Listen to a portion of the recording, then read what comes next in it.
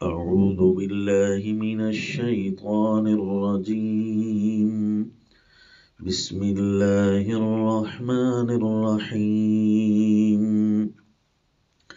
يا أيها المدثر قم فأنذر وربك فكبر وثيابك فطهر والرجز فاهجر ولا تمنن تستكثر ولربك فاصبر وصلی اللہ علی النبی الکریم۔ سورۃ المدثر، اس سورت کا تعارف ہے الدثارۃ الالہیہ، یعنی الحفاظۃ الالہیہ۔ اللہ کریم بندے کی حفاظت کرتے ہیں۔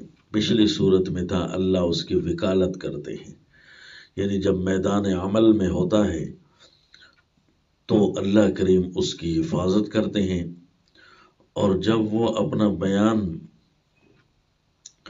کر دیتا ہے اور اللہ والی باتیں سامنے رکھ دیتا ہے، پھر اللہ کی طرف سے اس کی مدد یوں پہنچتی ہے کہ ہر دشمن کو جواب ملنے لگ جاتا ہے۔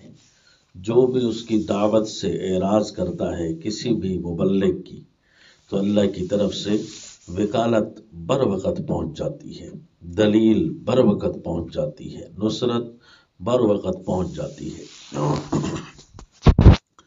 جبکہ کوئی شروع کر رہا ہو، میدان عمل میں اترنے لگے، تو اللہ کی طرف سے حفاظت آتی ہے۔ تو فرمایا یا ایھا المدثر قم فانذر، اے میری چادر اوڑھنے والے پیغمبر، موٹی چادر یہ اس بات کی طرف اشارہ ہوتا ہے کہ اپنے جسم کو محفوظ کرنے کے لیے لپیٹی گئی ہے۔ تو اسی طرح اے مدثر، یعنی اے میرے پیغمبر، جس کی حفاظت کے لیے ہم نے حفاظت کی چادریں اس کو دے دی ہیں، آپ یہ فکر نہ کریں کہ آپ یہاں اکیلے ہیں۔ قم فانذر، آپ کا کام ہے کھڑا ہو جانا، ڈرانا۔ کس طرح سے کہ وَرَبَّكَ فَكَبِّرْ، اپنے رب کی کبریائیاں بیان کرنا، کیونکہ پورا قرآن اللہ تعالیٰ کی کبریائی پر دلالت ہے۔ جس طرح کہ سورہ جاسیہ میں گزرا کہ دیکھیں، ماننے کے لیے اگر کوئی موجود ہو عظمت قرآن، تحفہ قرآن کو، تو اس کو سمجھ آئے گی کہ یہ سارا کا سارا اللہ تعالیٰ کی کبریائیوں کا تذکرہ ہے، کیونکہ یہ ساری آپ تعارف سنتے آ رہے ہیں، الہیہ، یعنی ہر صورت کے ساتھ اللہ تعالیٰ والی باتیں ہی ہیں۔ تو پھر یہ ساروں سے مقصود اللہ کی کبریائی ہے، اور پھر اس کے لیے سورہ جاسیہ اسپیشل نازل کی، وَلَهُ الْكِبْرِيَاءُ فِي السَّمَاوَاتِ وَالْأَرْضِ۔ تو پھر جب کبریائیاں اللہ کی ہیں، احکام بیان کر رہے ہوں اللہ کے، یہ اللہ کی کبریائیاں ہیں، صفات بیان کر رہے ہوں، یہ اللہ کی کبریائیاں ہیں، دلائل بیان کر رہے ہوں تو اللہ کے عظمتوں کے دلائل ہیں۔ گویا بندہ زمین پر اس لیے آئے ہے کہ اپنے رب کی معرفت مکمل حاصل کر لے، اور معرفت حاصل کرنے کا مطلب اس کے سارے تقاضوں کو پورا کریں۔ تو وَرَبَّكَ فَكَبِّرْ، یہ میرے پیغمبر آپ کے ذمہ ہے۔ اس لفظ کے اندر سب کچھ آ گیا، اللہ کے احکام، اللہ کی تعریفات، اللہ کی صفات، اللہ کے بیان کردہ دلائل، قدرتیں، عقائد، سب کچھ اندر آ گیا۔ تو یہ ہے کہ اپنے رب کی ہی کبریائیاں بیان کیجیے، ایک اللہ کی مرضی چلے گی۔ وَثِيَابَكَ فَطَهِّرْ، آپ کی حفاظت ضرور ہوگی، بس یہ بھی شرط ہے کہ آپ اپنے اوپر کم از کم کوئی اعتراض باقی نہ رہنے دیں۔ اے مبلغ، اپنے کپڑوں کو صاف رکھنا، باقی جب تو میدان عمل میں اترے گا تو اللہ کی مدد شامل حال ہوگی۔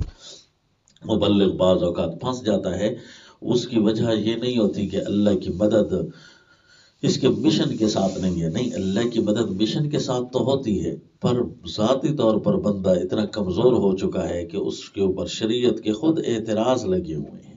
مبلغ تو ہوتا ہے، لیکن بعض اوقات خود شرعی اعتراض لگے ہوتے ہیں، اس کے اپنے کپڑے پاک نہیں ہوتے، یعنی اللہ کی طرف سے اس کے اوپر یہ اعتراض ہے کہ تیرے اندر فلاں کمی ہے. تو جب وہ مشن حق بیان کرتا ہے تو مشن کی مدد ہو رہی ہوتی ہے، لیکن اس کے لیے مدد بعض اوقات اللہ نہیں بھیجتے، اللہ اس سے ناراض ہوتے ہیں. تو اس لیے فرمایا مبلغ، جب اتنا بڑا تحفہ تجھے دے دیا گیا ہے تو کم مبلغ جیسا لقب تجھے عطا ہوا ہے. بلغ ما انزل الیک من ربک. تو اب اس تحفہ کی قدر کر اور اپنے کپڑوں کو پاک رکھ. اللہم حفظنا من. تو جب اپنے کپڑے پاک ہوں، والرجز فہجر، جس بھی گندگی کو دیکھے کہ وہ حقیقی سامنے والی گندگی ہے یا حکمی گندگی جس کو شریعت نے برا کہا ہے، اس کو چھوڑ دے. تو بس پھر تیرے اوپر کوئی ظاہری گندگی نہیں ہوگی، تیرے کپڑے پاک ہوں گے، تیرا ظاہری لباس پاک ہوگا، لباس و تقوی میں تیرا پاک ہوگا. تو پھر کیا رہ جاتا ہے؟ پھر اخلاق ہوتے ہیں. ولا تمنن تستکثر، کسی پر احسان نہ جتلا تاکہ تجھے زیادہ دے. نہیں، بندوں سے کوئی امید بھی پھر نہیں رکھنی. اور چوتھا کام یہ کرنا ہے کہ وَلِرَبِّكَ فَاصْبِرْ، کہ اپنے رب کے لیے ہی کوئی تکلیف آ رہی ہے نا تو پھر ڈٹ کر رہنا، چھوڑنا نہیں، نہ اپنے صبر کو، نہ اپنے اعمال کو، نہ اپنے مشن کو. پھر دیکھنا میں اللہ کی مدد آتی ہے. جب یہ چار کام ہو جائیں گے نا، وَثِيَابَكَ فَطَهِّرْ وَالرُّجْزَ فَاهْجُرْ وَلَا تَمْنُن تَسْتَكْثِرْ وَلِرَبِّكَ فَاصْبِرْ. پھر مدد میری آ جائے گی اور میں اللہ کی حفاظت میں رہ کر تو بیان کرے گا. باقی دشمنوں کی فکر نہ کرنا، ان کو چھوڑ دو. ذرنی ومن خلقت وحیدا، ان کے ساتھ کیا حشر ہونے والا ہے وہ میں اللہ ہی جانتا ہوں. سأرہقہ صعودا سأصلیہ سقر، میں اس کو صعود پہاڑ پر چڑھاؤں گا. یعنی مشکل سے مشکل گھاٹیاں اس سے عبور کروانی ہے، کیونکہ دشمن ہے. اور جب بھی دشمن دین جب بھی کوئی بنتا ہے، اللہ نہ کرے، تو اس کو زمین کی بڑی مشکل گھاٹیاں عبور کرنی پڑتی ہیں، بڑی تنگ گزران ہوتی ہے، اس کی بڑی شدت کی زندگی ہوتی ہے. الیاذ باللہ. جب بھی کسی پر شدت کی زندگی آئے فوراً پیچھے مڑے اور اللہ سے معافیاں مانگے اور دیکھے کہ کون سی کمی ہے جو دین کے ساتھ میں زیادتی کر رہا ہوں، اس کو پوری کرنی ہے. فرمایا سأصلیہ سقر، میں اس کو جہنم سقر میں داخل کروں گا. یہ جہنم کے 7 طبقات میں سے ایک طبقے کا نام ہے. جس طرح جہنم، جس طرح لظا، جس طرح سقر، جس طرح حاویہ، یہ حطمہ، یہ جہنم کے نام قرآن نے بیان کیے. 7 نام ہیں، کیونکہ لہا 7 ابواب، اس کے 7 دروازے ہوں گے. تو ان میں ایک سقر بھی ہے. سقر کیا ہے؟ لا تبقی ولا تذر. یہ کوئی عجیب آگ کا حصہ ہوگا. لا تبقی، نہ تو کچھ باقی رہتا ہے، جیسے وہاں جائے سب کچھ پگھل جاتا ہے، اڑ جاتا ہے. اور ایسا بھی نہیں کہ چھوڑ دے، نہیں، بالکل مٹنے تک وہ نہیں چھوڑتی، لیکن وہاں سب کچھ مٹنے کے باوجود موت تو نہیں آنی. تو فرمائے بدلناہم جلودا غیرہا، فوراً ہم اور چمڑے لے آئیں گے. وہاں پر جیسے چمڑا پیدا ہوگا آگ اسے چھوڑے گی نہیں. یہ کوئی عجیب رنگ کی آگ ہے. قرآن نے جتنے بھی طبقات بیان کیے ہیں جہنم کے، ان ساروں کے ساتھ اس کا ایک ایک اشارہ بھی بتا دیا ہے کہ اس کے اندر یہ ہوگا، اس کے اندر یہ ہوگا. الیاذ باللہ. پھر ہر ایک دروازے کے اندر ایک ایک، ہر جہنم کے اندر کوئی نہ کوئی وادیاں بھی ہیں عجیب قسم کی. الیاذ باللہ. تو وہاں پر فرشتے، اللہ نے فرمایا 19 فرشتے ہیں. یہ 19 فرشتے کیسے ہیں؟ اصل تو اس کے ساتھ تفسیر کے ساتھ تعلق ہے. قرآن میں 3 دفعہ خازنۃ جہنم کا تذکرہ آیا ہے. تو جہنم میں یہ خازنہ جمع ہے، جمع میں کم از کم 3 ہوتے ہیں. تو یہ 9 فرشتے یہ ہو گئے. ایک ہو گیا نادو یا مالک نامی فرشتہ ہوگا، اور 2 فرشتے وہ ہوں گے سائق و شہید، 2 وہ ہوں گے. تو یہ باقی کتنے بچتے ہیں؟ باقی 7 بچتے ہیں. تو جہنم کے پھر 7 دروازے ہوں گے، تو یوں کر کے ٹوٹل 19 پورے ہو جاتے ہیں.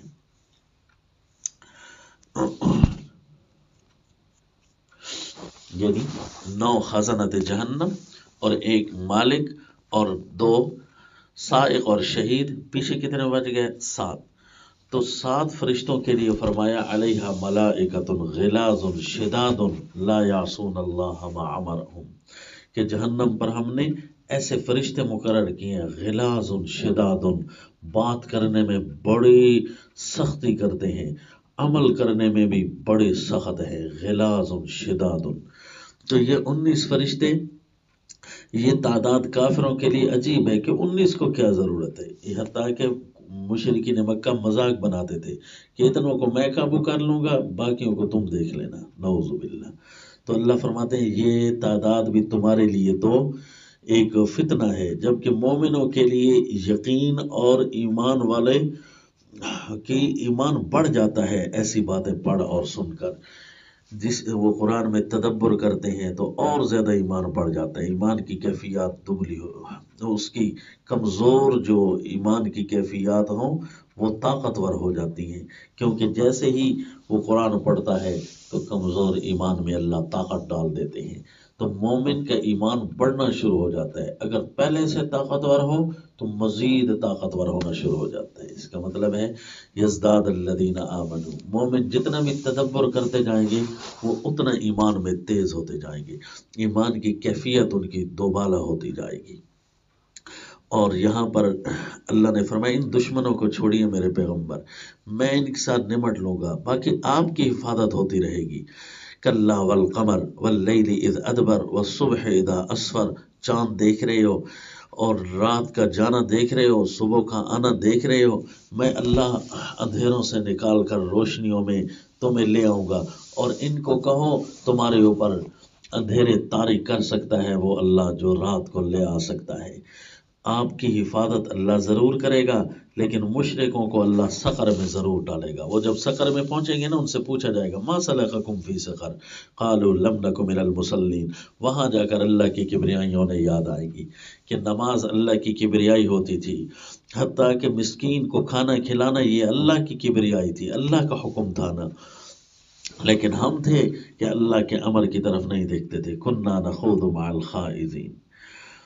تو پھر یہ ان کا حشر اللہ نے بیان فرما کے آخر میں فرمایا یہ ایک نصیحت ہے، یعنی جب بھی آپ بیان کریں گے تو نصیحت کو ہی بیان کر رہے ہیں، جو نصیحت حاصل کرنا چاہے اس کی اپنی مرضی ہے، من شاء ذکر وما یذکرون الا ان یشاء اللہ، لیکن چاہیں گے وہ جن کو اللہ چاہے گا، کیونکہ وہ اللہ کو چاہتے ہیں، جو اللہ کو چاہتا ہے اللہ اس کو چاہتے ہیں۔ وہ کون ہے؟ وہ تقوی والے ہیں، ہوا اہل التقوی و اہل المغفرہ، تو اللہ بھی تقوی کا حقدار ہے، اللہ ہی مغفرت کا حقدار ہے، تو پھر اللہ ہی تقوی اور مغفرت کا حقدار ہے، تو جو اہل تقوی ہے، جو مغفرت کا اہل ہوں گے اللہ ان کی ہی مغفرت کرے گا اور ان کے ہی تقوی کو اللہ قبول کرے گا۔ لہذا جو مرضی ہے اس کو نصیحت حاصل کریں، آپ کا کام ہے بس بیان کرتے جانا، بیان کرتے جانا، کوئی آپ نے اس بات کا خطرہ نہیں کرنا کہ میرے بیان کا کیا ہوگا، میں اللہ آپ کی حفاظت کروں گا۔